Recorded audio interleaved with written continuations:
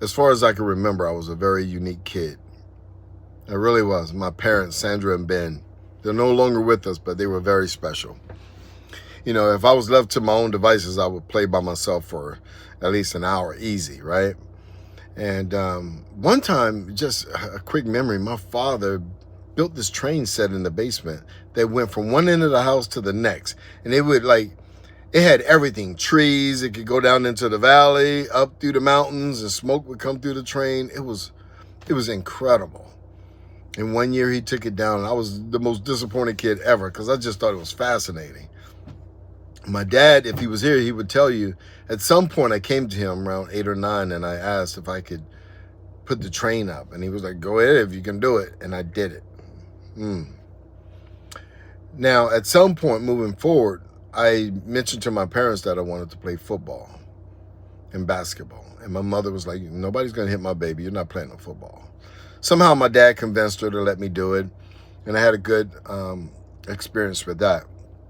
But it wasn't until I decided to play basketball where they got a real insight to who I really was and who I would become, because I couldn't dunk a ball.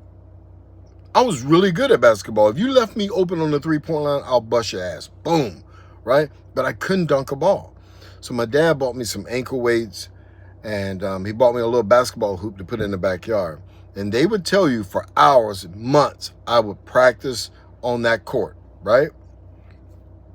And at some point in high school, they elevated me to the senior team, and I was doing really well.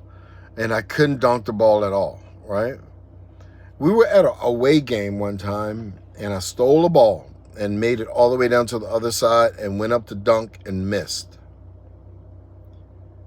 And the entire gym was on the floor laughing. People like bawling out, peeing on themselves. It was just, but I remember the moment I did it and I looked at that ball go away from the rim, I immediately turned to my parents. And you know what they were doing? They were clapping. They were clapping because what the audience didn't know, what the people in the stands didn't know, is that I had been working my ass off to try that dunk.